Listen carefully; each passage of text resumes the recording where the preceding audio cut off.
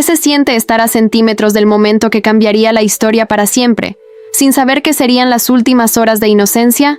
Esa noche en Jerusalén, yo, María Magdalena, presencié algo que ningún ser humano debería ver, y cambió mi vida para la eternidad. El aire en Jerusalén se sentía pesado aquella tarde, como si la ciudad misma supiera que algo extraordinario estaba por suceder. Yo, María Magdalena, caminaba por las calles empedradas del barrio alto, siguiendo los pasos silenciosos de nuestro maestro hacia la casa donde compartiríamos lo que ninguno de nosotros sabía sería nuestra última cena juntos. Las sombras se alargaban entre los muros de piedra caliza, y el aroma del pan recién horneado se mezclaba con el incienso que escapaba de las ventanas entreabiertas. Observé cómo Jesús se detenía ocasionalmente, su mirada perdida en algún punto invisible del horizonte, como si estuviera viendo algo que nosotros no podíamos percibir. Sus hombros, habitualmente erguidos con esa autoridad serena que tanto nos tranquilizaba, parecían cargar un peso invisible. Juan, el más joven de los elegidos, caminaba a mi lado con esa expresión de perpetua contemplación que lo caracterizaba. Sus ojos, siempre tan atentos a cada gesto del maestro, reflejaban una inquietud que yo también sentía en mis entrañas. ¿Has notado algo diferente en él?, me murmuró mientras subíamos por la cuesta que llevaba a la casa de Marcos. La pregunta resonó en mi corazón porque yo también había observado los cambios sutiles en Jesús durante los últimos días. La forma en que sus oraciones se habían vuelto más largas, más intensas. Cómo su mirada se detenía en cada uno de nosotros, como si estuviera grabando nuestros rostros en su memoria. La ternura casi dolorosa con la que había bendecido a los niños esa mañana en el templo, sosteniéndolos un momento más de lo habitual.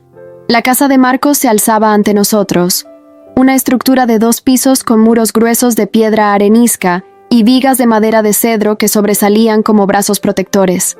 La puerta de madera tallada estaba adornada con símbolos que hablaban de la fe ancestral de esta familia. Salomé, la madre de Juan y Santiago, nos esperaba en el umbral, su rostro habitualmente sereno marcado por una preocupación maternal que conocía bien. «El aposento alto está preparado», nos dijo con voz suave, sus ojos buscando los de Jesús con esa mezcla de reverencia y cariño que solo las madres saben expresar. «Todo está dispuesto según sus instrucciones, maestro».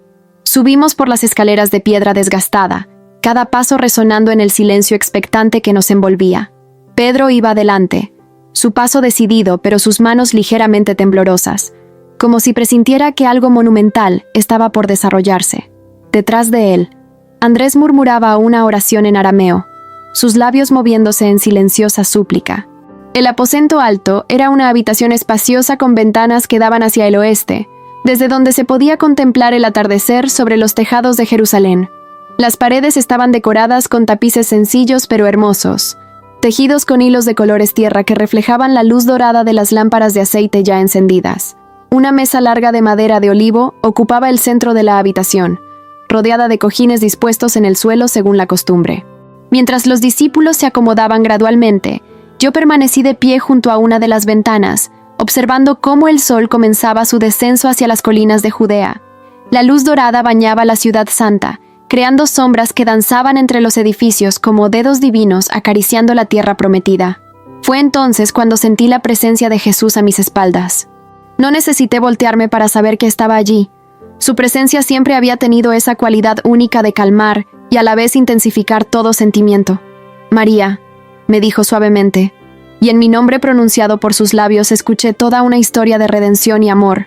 Me volví hacia él, y lo que vi en sus ojos me quitó el aliento. Había una profundidad de dolor y amor tan intensa que sentí como si estuviera mirando directamente al corazón del Padre. Sus ojos, normalmente tan llenos de vida y esperanza, reflejaban ahora una tristeza que parecía abarcar todo el sufrimiento del mundo. «Esta noche», murmuró, su voz apenas un susurro que solo yo podía escuchar, «todo cambiará, pero quiero que sepas, querida hija, que lo que está por venir no es el final, es el comienzo».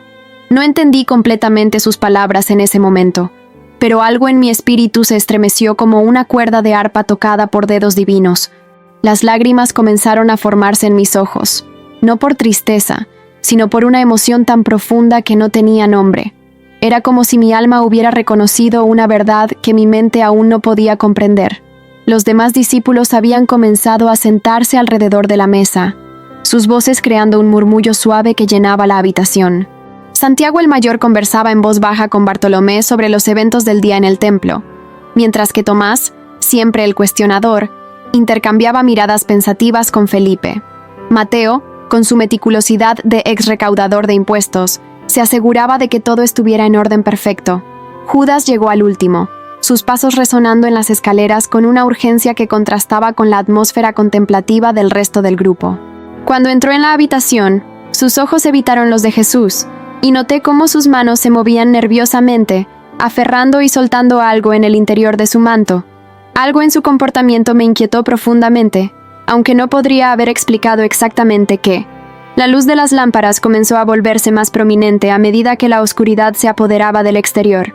Las llamas danzaban creando sombras que se movían por las paredes como espíritus silenciosos, y el aroma del aceite de oliva se mezclaba con el incienso que María, la madre de Marcos, había encendido en pequeños braseros distribuidos por la habitación. Jesús tomó su lugar en el centro de la mesa, y gradualmente el murmullo de conversaciones se fue desvaneciendo hasta que un silencio sagrado llenó el espacio.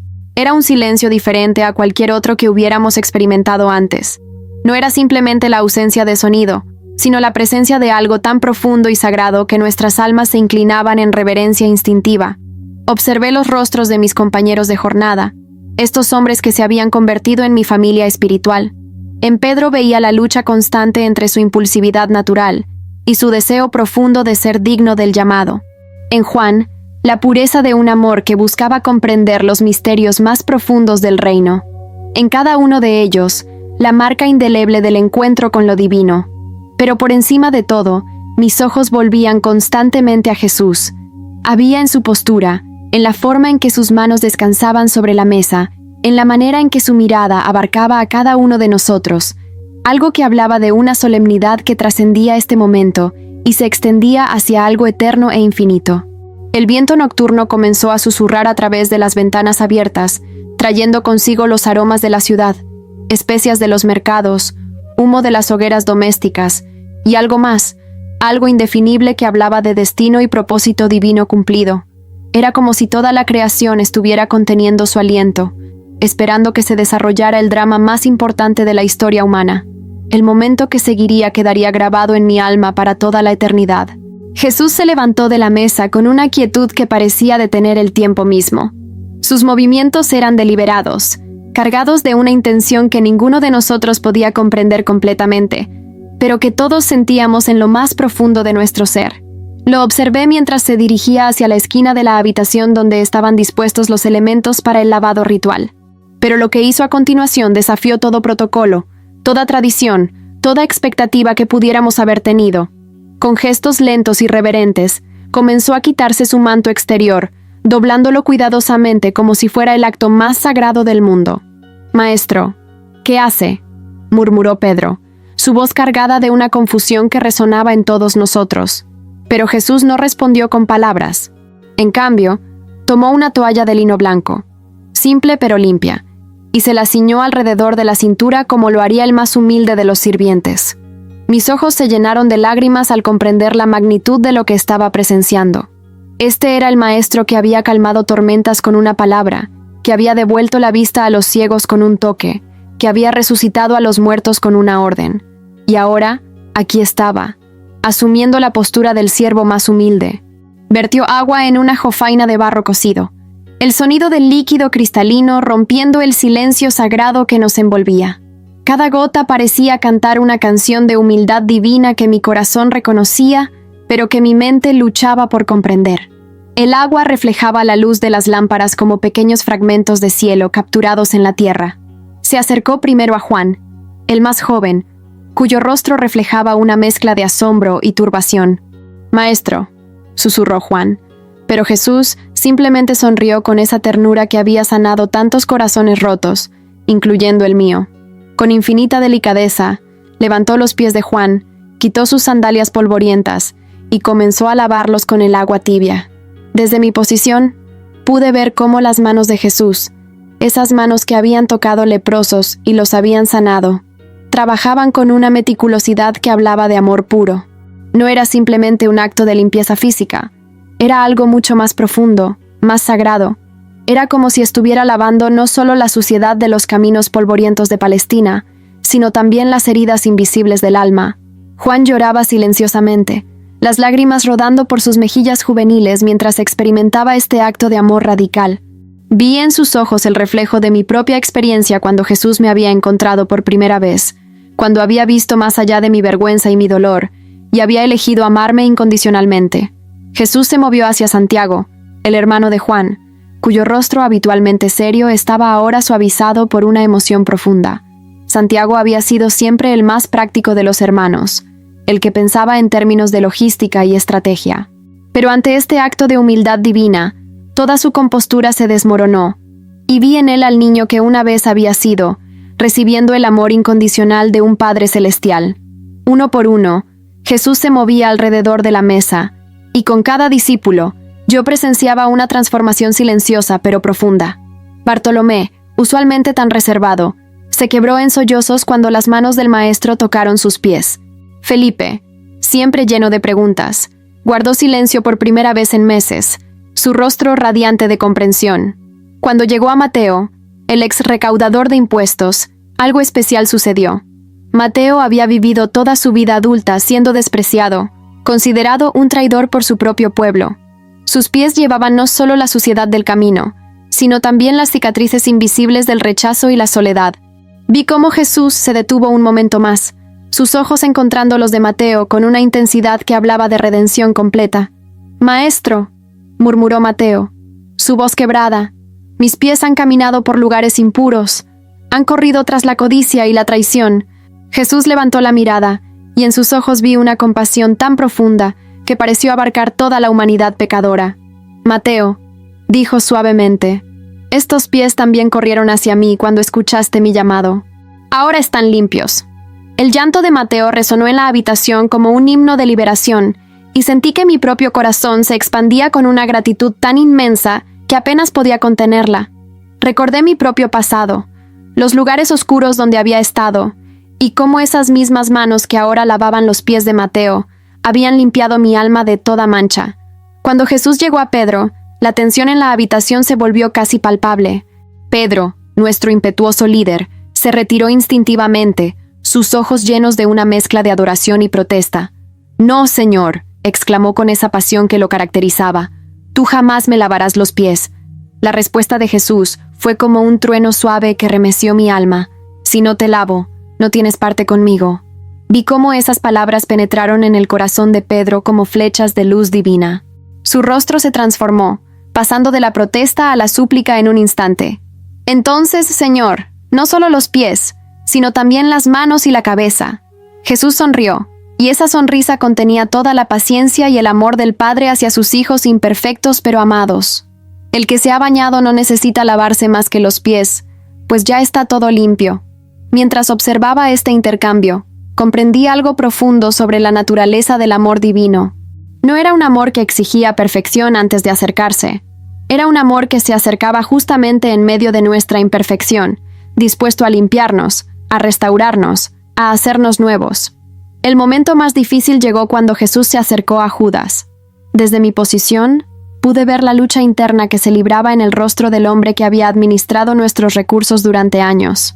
Sus manos temblaban, y había algo en sus ojos, una oscuridad que no había estado allí antes, o quizás había estado siempre allí pero oculta bajo la superficie. Jesús se arrodilló ante Judas con la misma ternura, la misma humildad que había mostrado a todos los demás. Pero esta vez pude ver algo adicional en sus ojos, una tristeza profunda, como la de un padre que sabe que su hijo está a punto de tomar una decisión que le causará un dolor inmenso. «No, Judas», murmuró Jesús mientras lavaba sus pies, «lo que vas a hacer, hazlo pronto». Las palabras cayeron sobre la habitación como piedras en un estanque tranquilo, creando ondas de confusión y desasosiego. Judas se levantó abruptamente después de que Jesús terminara, sus movimientos bruscos contrastando con la atmósfera sagrada que nos rodeaba. Sin una palabra, se dirigió hacia la puerta, y lo último que vi de él fue su silueta desapareciendo en la oscuridad de la escalera. Cuando Jesús terminó con el último de los discípulos y se dirigió hacia donde yo estaba, mi corazón comenzó a latir con una intensidad que pensé que todos en la habitación podrían escuchar. Me había quedado ligeramente apartada, observando, siendo testigo de este acto extraordinario de amor divino. En María, me dijo, y en mi nombre escuché toda la historia de mi redención. Me arrodillé ante él, mis lágrimas cayendo sobre sus manos mientras él lavaba mis pies con la misma ternura que había mostrado a los demás. Pero había algo diferente en este momento. Mientras sus manos tocaban mis pies, sentí como si él estuviera lavando no solo la suciedad externa, sino también los últimos vestigios de vergüenza que aún llevaba en mi alma. Era como si cada gota de agua fuera una declaración de amor, cada caricia una promesa de que nunca más caminaría sola. ¿Entienden lo que he hecho con ustedes?, preguntó Jesús cuando hubo terminado y se había puesto nuevamente su manto. Su mirada abarcaba a cada uno de nosotros, grabando este momento en nuestras almas para la eternidad. En ese momento, comprendí que había presenciado más que un acto de humildad. Había visto la esencia misma del reino de Dios manifestada en forma tangible. El poder verdadero no se ejercía dominando, sino sirviendo. La grandeza verdadera no se encontraba en ser servido, sino en servir. El silencio que siguió al lavado de los pies era diferente al que había precedido a todo esto. Era un silencio cargado de comprensión nueva, de corazones que habían sido tocados por algo que trascendía la experiencia humana ordinaria. Jesús había regresado a su lugar en la mesa, pero ya nada era igual. Él había transformado nuestra comprensión del liderazgo, del amor, de la propia naturaleza de Dios. Las lámparas de aceite proyectaban una luz dorada más cálida ahora, como si ellas también hubieran sido tocadas por lo sagrado. El aroma del pan que María de Marcos había preparado llenaba la habitación, mezclándose con el lingering del incienso y creando una atmósfera que mi alma reconocía como santa. Observé cómo Jesús extendía sus manos hacia el pan que reposaba en el centro de la mesa. Era un pan simple, hecho de harina de trigo, agua y sal, horneado según las tradiciones más antiguas de nuestro pueblo.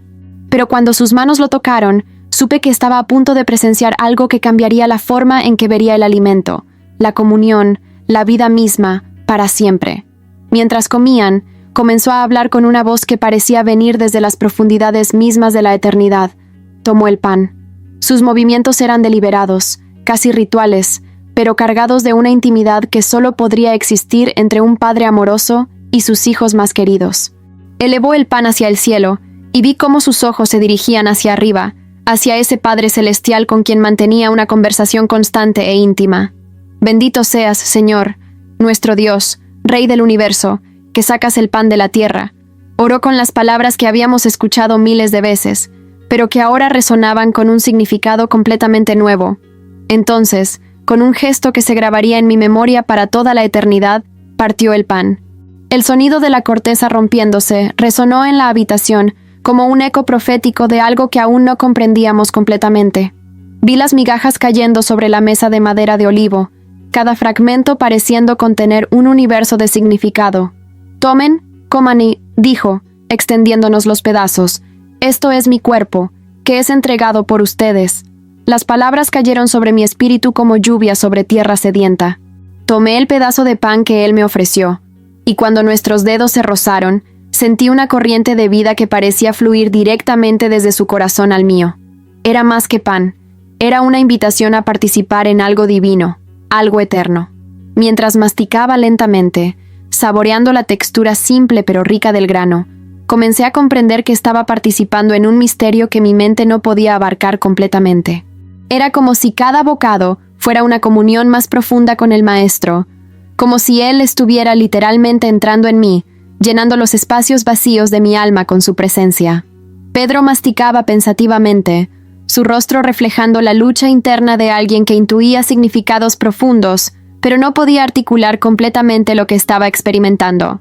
Juan, con esa sensibilidad espiritual que lo caracterizaba, tenía lágrimas en los ojos, como si su alma hubiera reconocido inmediatamente la magnitud de lo que estaba sucediendo. Observé a cada uno de mis compañeros de jornada mientras participaban de este pan partido. En sus rostros vi reflejada mi propia experiencia, una mezcla de reverencia, confusión, gratitud y una sensación abrumadora de estar presenciando algo que cambiaría el curso de la historia humana. Santiago el Menor, siempre tan analítico, parecía estar luchando por comprender el significado de las palabras de Jesús. Simón el Celote, cuyo corazón había estado durante tanto tiempo lleno de ira contra los opresores de nuestro pueblo, Tenía una expresión de paz que nunca antes había visto en él. Era como si el pan que había consumido hubiera traído no solo nutrición física, sino también sanidad espiritual. Después del pan, Jesús tomó la copa de vino.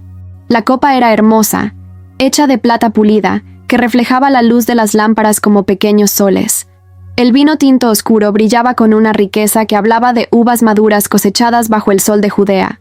Pero más que su belleza física, había algo en la forma en que Jesús sostenía esa copa que hablaba de propósito divino. Levantó la copa hacia el cielo, y nuevamente su mirada se dirigió hacia ese Padre invisible pero muy real. Minos, bendito seas, Señor, nuestro Dios, Rey del universo, que creas el fruto de la vid. Oró, y estas palabras familiares resonaron con una nueva profundidad que hizo que mi corazón se acelerara. Beban de ella todos, dijo, ofreciéndonos la copa, porque esta es mi sangre del nuevo pacto, que es derramada por muchos para el perdón de pecados. Sangre del nuevo pacto. Las palabras resonaron en mi mente como campanas de temple anunciando un nuevo amanecer. Recordé las historias que nos habían contado desde niños sobre el pacto que Dios había hecho con nuestros antepasados, sellado con sangre de sacrificios. Pero esto era diferente. Esto era personal, íntimo, eterno. Cuando la copa llegó a mis labios, el vino tenía un sabor que trascendía su composición física. Era como si estuviera bebiendo vida misma, como si cada gota llevara consigo la promesa de redención, de perdón, de vida nueva. Sentí que la sangre divina se mezclaba con mi propia sangre, transformándome desde adentro hacia afuera. Miré alrededor de la mesa y vi que mis compañeros estaban experimentando algo similar. Había una solemnidad sagrada en sus rostros, pero también una alegría profunda, como si hubieran tocado algo divino, y eso divino los hubiera tocado a ellos también. Andrés, el hermano de Pedro, siempre tan quieto y reflexivo, tenía una expresión de asombro que me recordó la primera vez que había visto a Jesús multiplicar los panes y los peces. Pero esto era diferente. No era solo un milagro externo que podía observar, sino un milagro interno del que estaba participando directamente. Tadeo, el otro Santiago, sostenía la copa con manos ligeramente temblorosas, como si estuviera consciente de que estaba tocando algo sagrado. En sus ojos vi reflejada la misma reverencia que había visto en los sacerdotes del templo durante las ceremonias más sagradas, pero amplificada 1000 veces. «Hagan esto en memoria de mí», dijo Jesús, y estas palabras se grabaron en mi alma con la intensidad de hierro marcando carne. No era simplemente una instrucción, era una invitación a permanecer conectados con Él de la manera más íntima posible, a recordar no solo su vida, sino a experimentar su presencia continua. Mientras permanecíamos sentados en el resplandor de las lámparas, procesando lo que acabábamos de experimentar, Jesús comenzó a hablar de una manera que nunca antes habíamos escuchado. Había una urgencia en su voz, pero también una ternura que abrazaba cada palabra. «Esta noche, uno de ustedes me traicionará», dijo, y las palabras cayeron sobre nosotros como piedras arrojadas a un estanque tranquilo. Vi cómo cada rostro reflejaba shock, dolor, incredulidad. Pedro se incorporó inmediatamente, su rostro enrojecido por la indignación. «Señor, no seré yo», exclamó, y en su protesta vi reflejado el corazón de todos nosotros. Cada uno comenzó a preguntarse a sí mismo y a preguntarle a Jesús si serían ellos el traidor. Era como si de repente cada uno de nosotros hubiera tomado conciencia de su propia capacidad para la falla moral. Pero lo que más me impactó no fue la predicción de la traición, sino la manera en que Jesús la pronunció. No había ira en su voz, ni amargura, ni siquiera dolor en el sentido humano. Había una tristeza profunda, sí, pero también una aceptación que hablaba de un plan mayor, de un propósito que trascendía incluso la traición. Juan, que estaba reclinado cerca de Jesús, le preguntó directamente quién sería el traidor. Y cuando Jesús mojó un pedazo de pan y se lo dio a alguien, comprendí con horror de quién se trataba. Era el mismo hombre que había salido abruptamente de la habitación después del lavado de pies, el mismo cuya presencia había traído una sombra imperceptible pero real a nuestro círculo sagrado.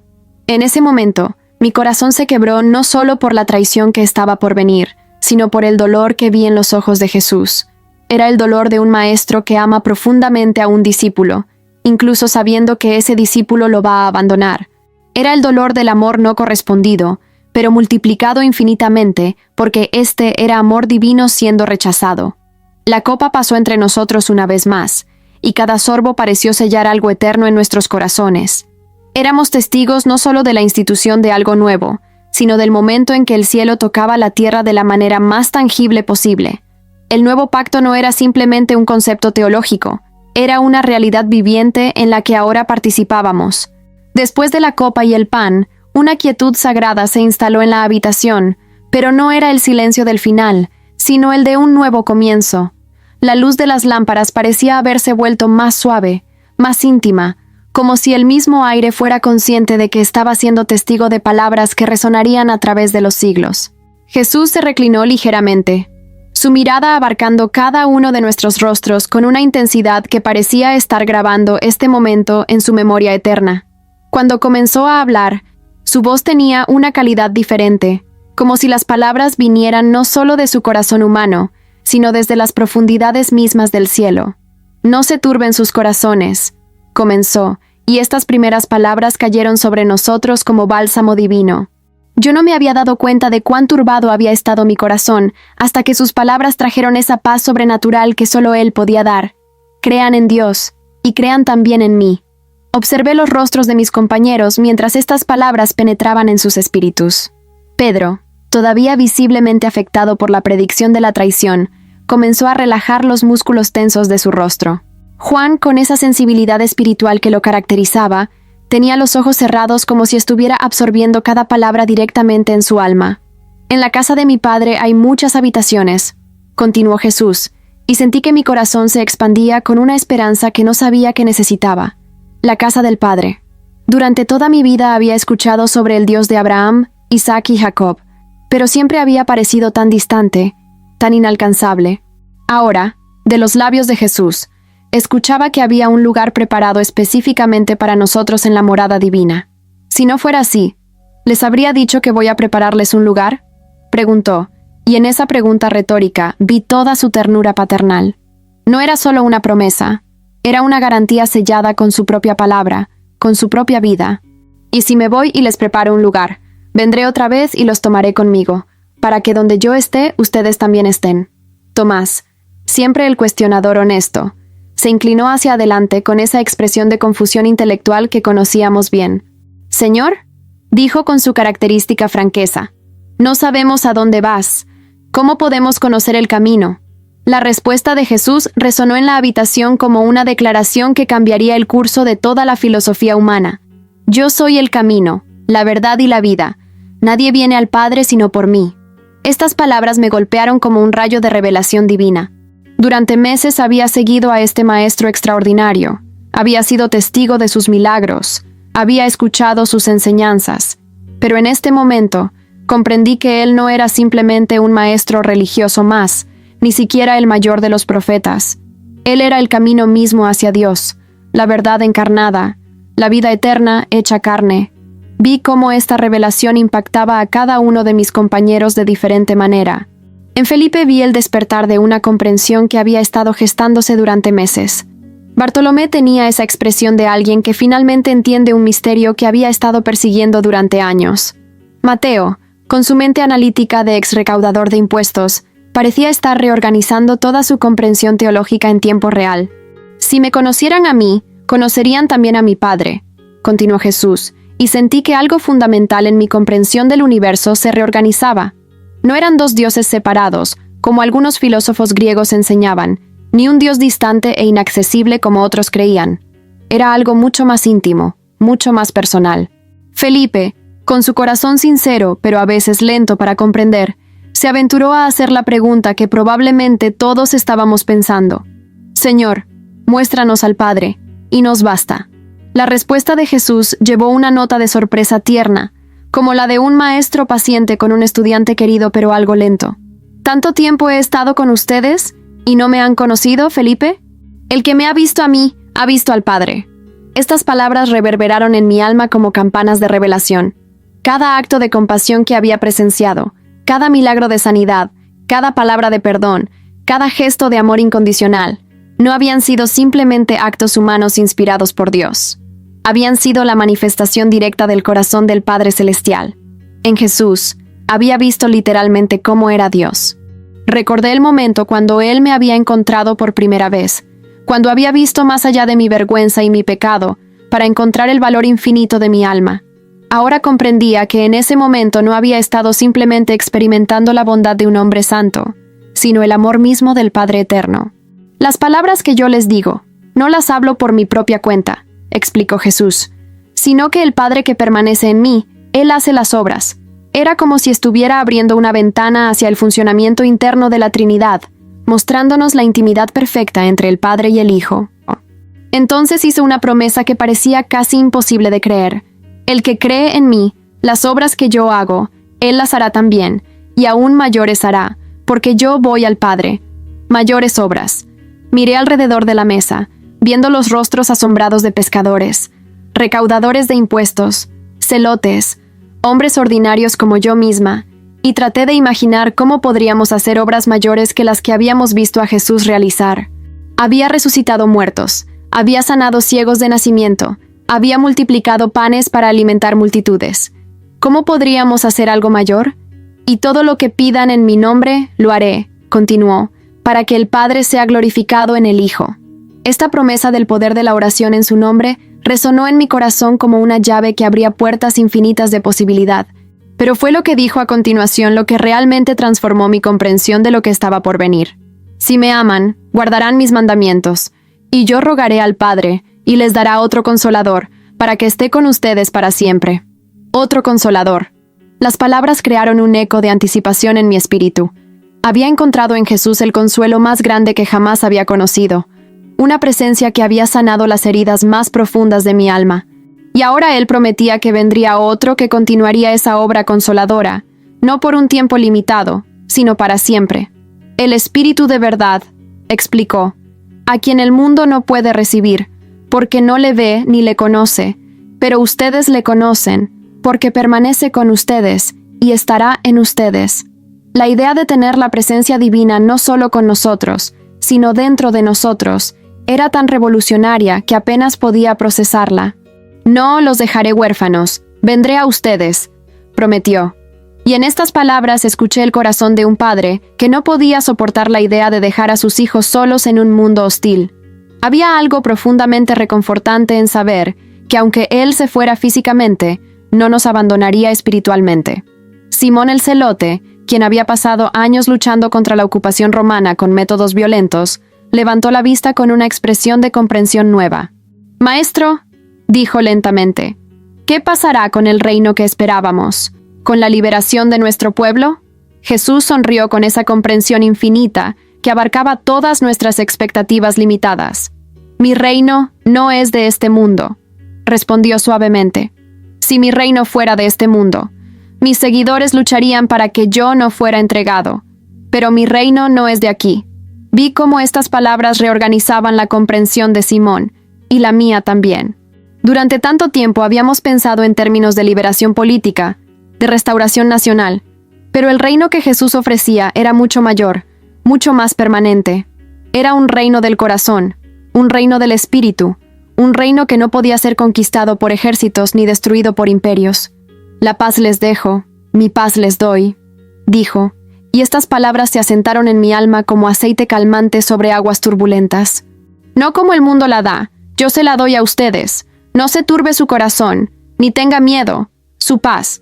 No la ausencia temporal de conflicto que el mundo llamaba paz, sino algo mucho más profundo, algo que podía existir incluso en medio de la tormenta. Era la paz que había experimentado cuando Él me había perdonado, la paz que había visto en los rostros de los paralíticos cuando habían sido sanados, la paz que trascendía las circunstancias.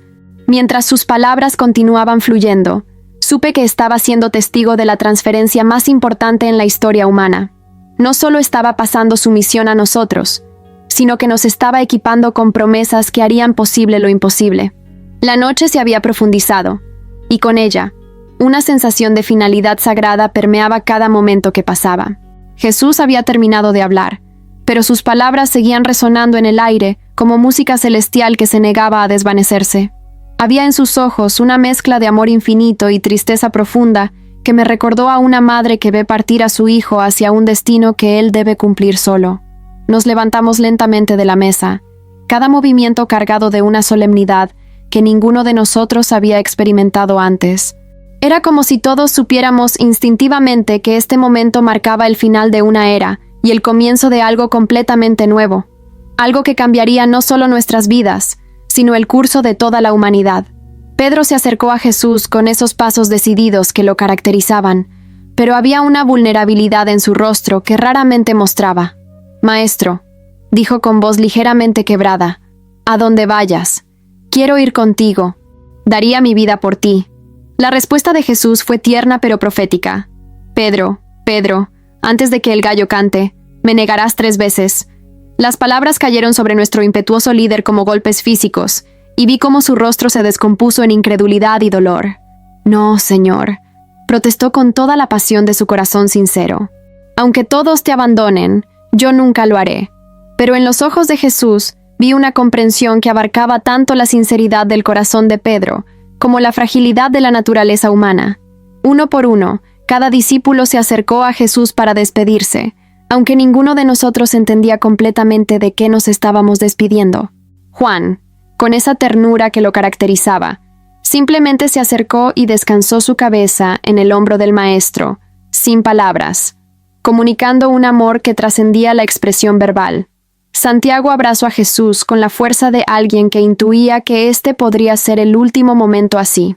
Mateo, siempre tan contenido en sus emociones, tenía lágrimas corriendo libremente por sus mejillas mientras pronunciaba palabras de gratitud por la transformación que había experimentado. Cuando llegó mi turno, me acerqué con pasos temblorosos. Había tantas cosas que quería decir, tantas expresiones de gratitud, tanto amor que mi corazón apenas podía contener. Pero cuando estuve frente a él, todas las palabras se desvanecieron. Simplemente nos miramos a los ojos, y en esa mirada intercambiamos toda una conversación silenciosa. «María», me dijo suavemente, «has elegido la mejor parte, y nadie te la quitará».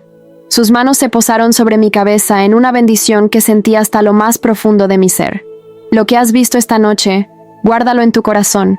Cuando vengan los días oscuros, recuerda, esto no es el final, sino el comienzo». Me abrazó entonces, y en ese abrazo sentí toda la ternura del Padre Celestial, todo el amor redentor que había transformado mi vida completamente. Era como ser sostenida por el amor mismo, como si por un momento hubiera tocado la esencia misma del corazón divino. «Él resucitará», susurró en mi oído, tan bajo que solo yo pude escucharlo. «Cuando todo parezca perdido, recuerda, Él resucitará». No entendí completamente el significado de estas palabras en ese momento, pero se grabaron en mi corazón como una promesa sellada con fuego divino. Salimos de la casa de Marcos en silencio, nuestros corazones demasiado llenos para las palabras ordinarias. La ciudad de Jerusalén dormía bajo un manto de estrellas que parecían brillar con una intensidad especial esa noche. El aire fresco de la madrugada llevaba el aroma de las flores de almendro y algo más, algo indefinible que hablaba de destino y propósito divino. Jesús caminaba adelante de nosotros con una determinación que nunca antes había visto en él. Sus pasos eran decididos, dirigiéndose hacia el Monte de los Olivos donde tantas veces habíamos ido a orar. Pero esta noche había algo diferente en su postura, algo que hablaba de una cita divina que no podía ser pospuesta. Mientras caminábamos por las calles silenciosas de la Ciudad Santa, reflexioné sobre todo lo que había presenciado esa noche. El lavado de pies que había redefinido mi comprensión del liderazgo. El pan partido que había establecido una nueva forma de comunión con lo divino. El vino compartido que había sellado un nuevo pacto entre Dios y la humanidad. Las palabras que habían abierto ventanas hacia realidades eternas. Pero más que los actos específicos, había sido la presencia misma de Jesús lo que había transformado esa noche en algo sagrado. Había una cualidad en su ser que convertía lo ordinario en extraordinario, lo temporal en eterno, lo humano en divino. Y ahora, mientras lo seguía hacia lo que fuera que nos esperaba, supe que había sido privilegiada de presenciar el momento más importante en la historia de la humanidad. Pedro caminaba a mi lado, sus ojos rojos pero su mandíbula aún determinada. A pesar de la profecía sobre su negación, había en él una resolución que hablaba de un amor que estaba dispuesto a arriesgarlo todo. Juan mantenía su posición cerca de Jesús, como si no quisiera perder ni un momento más de su presencia. «María», me murmuró Santiago el menor, mientras caminábamos, «¿entiendes lo que ha pasado esta noche?» Su pregunta reflejaba la confusión que todos sentíamos, la sensación de haber sido testigos de algo monumentalmente importante, pero que nuestra comprensión humana apenas podía abarcar. Creo, respondí honestamente, que hemos sido testigos del amor de Dios, manifestado de la forma más perfecta posible. Hemos visto cómo es realmente el corazón del Padre.